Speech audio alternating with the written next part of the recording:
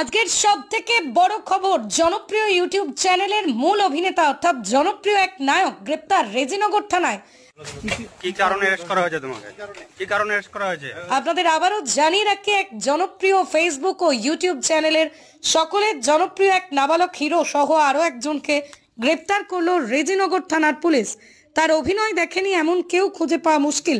Video ছাড়তেই million million view হয়েছে সমস্ত প্ল্যাটফর্মে। আজ সেই হিরোকে গ্রেপ্তার করেছে পুলিশ।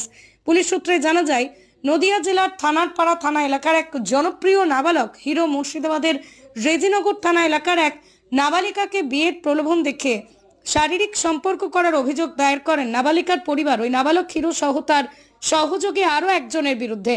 লিখিত অভিযোগের ভিত্তিতে রেজিনগর থানার পুলিশ মঙ্গলবার গভীর রাতে নদিয়া জেলার বাহাদুরপুর এলাকায় একটি হোটেল থেকে গ্রেপ্তার করে ওই নাবালক সুপারস্টার হিরো ও তার সহযোগীকে।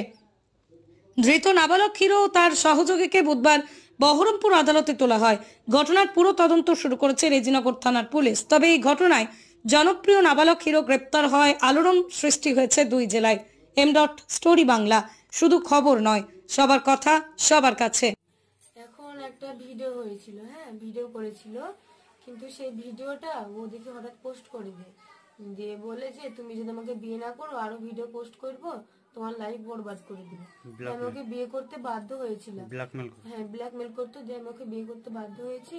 আর এখন ও ওইসব ভিডিও ভাইরাল করে এখনো আমার দিকে আর ফিরে তাকাচ্ছে না, এখন অন্য মেয়েদেরকে নিয়ে ফুর্তি করে বেড়াচ্ছে। এখন তাহলে আমার লাইফটা কি হবে? এখন তো আমার পুরো জীবনটাই বরবাদ করে দিল। তাহলে আমি এখন কি করব আমি বলেন? কারণ আমার তো একটা লাইফ আছে, তাই না? আমি তো একটু বাঁচতে চাই, কারণ ওর জন্য যদি আমি মরে যাই তাহলে আমার ফ্যামিলি তো আমার জন্য শেষ হয়ে যাবে, তাই না? আর ও এখন আমাকে বিয়ে করে অন্য মেয়ে নেয় আসছে, এখন আমার দিকে আর ফিরে তাকাচ্ছে না, এখন তাহলে আমার কি হবে?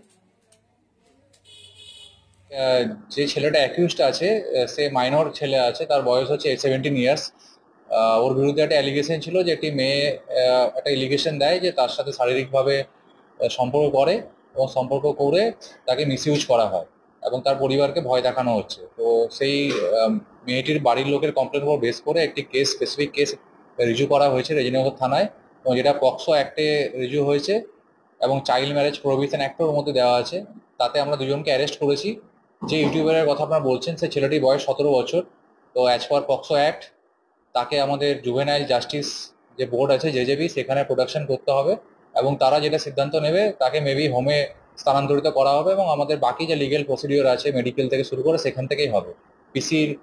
আমরা পিসি নিচ্ছি না, কারণ জুভেনাইলদের পিসি নেওয়া হয় না। অ্যাজ পার জেজেবি যেমন ইনস্ট্রাকশন দেবে আমরা সেই ইনস্ট্রাকশন মেনে চলবো।